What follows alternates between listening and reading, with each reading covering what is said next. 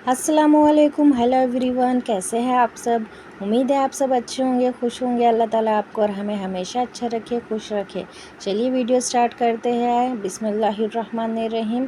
सुबहानल्लाहि व बिहम्दिही, सुबहानल्लाहिल अज़ीम व बिहम्दिही, अस्तगफिरुल्लाह। आज हम बना रहे हैं मटन करी। उसके लिए हमने ले लिए हैं 4 बड़े साइज़ की प्याज और उसको फ्राई करने रख दिया। बारीक काट लिए थे उसको।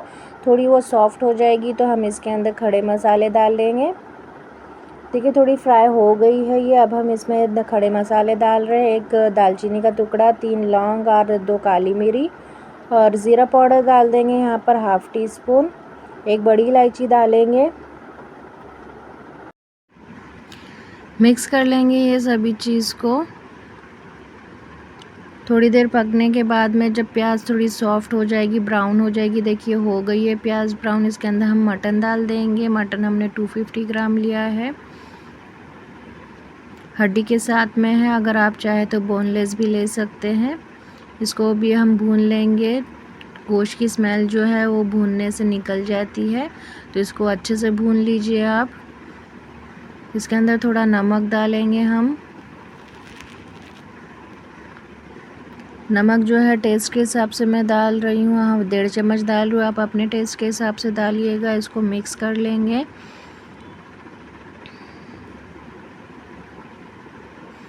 हमने गैस फास्ट ही रखा है और फास्ट गैस पे हमें इसकी भुनाई करनी है। गोश्त भी अपना पानी छोड़ता है तो हमें इसमें पानी डालने की ज़रूरत नहीं पड़ेगी।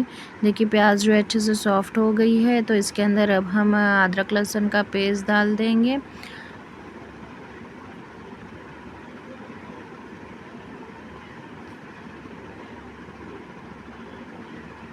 डेढ़ चम्मच अदरक लहसुन का पेस्ट डालेंगे और उसको भी हम भून लेंगे अच्छे से।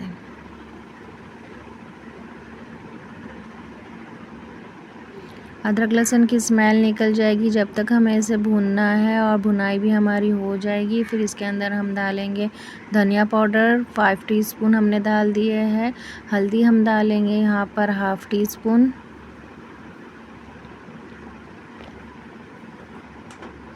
मिक्स कर लेंगे ये दोनों चीज़ को और थोड़ी पकने के लिए रखेंगे इसको। और फिर जब ये थोड़ा पक जाएगा फिर हम इसके अंदर दूसरे मसाले डालेंगे।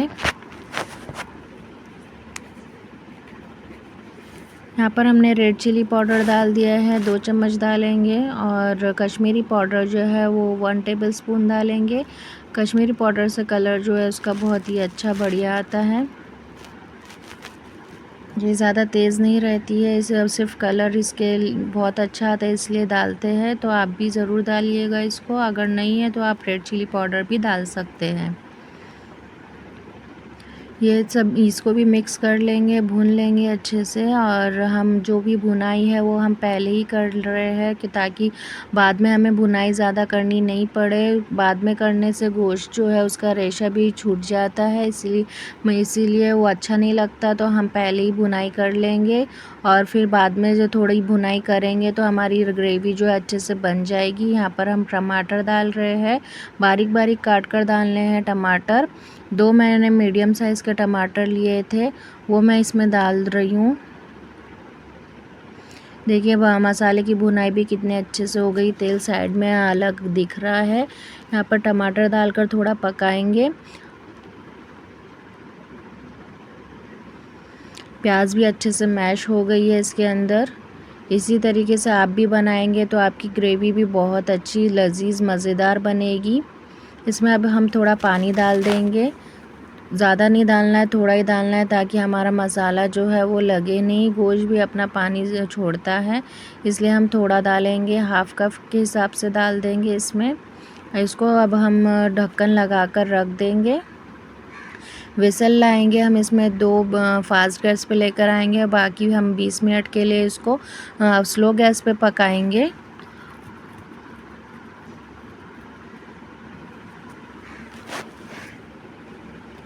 देखिए 20 मिनट के बाद में हमने ओपन कर लिया है कुकर, और कितना अच्छे से प्याज और टमाटर मैश हो गए, बिल्कुल भी नज़र नहीं आ रहे हैं। और गोश्त भी हमारा जो है अच्छे से गल चुका है। इसको हम थोड़ी सी भुनाई करेंगे, जैसे मैंने आपको पहले ही बताया था। पहले हमने भुनाई अच्छे से किए है, तो अब हमें ज़्यादा करने की ज़रूरत नहीं है। थोड़ी इसका तेल ऊपर आ जाए तो हम इसमें पानी डाल दिए हैं। 1 गिलास हमने यहाँ पर पानी डालेंगे और फिर से हम इसको ढक्कन लगाएंगे ताकि हमारा ग्रेवी जो है अच्छे से मिक्स हो जाए और अच्छे से ग्रेवी बन जाए उसकी, और डिश आउट कर लेंगे। देखिए कितना अच्छी मज़ेदार ग्रेवी बनी है। आप लोग भी ज़रूर ट्राई करिएगा।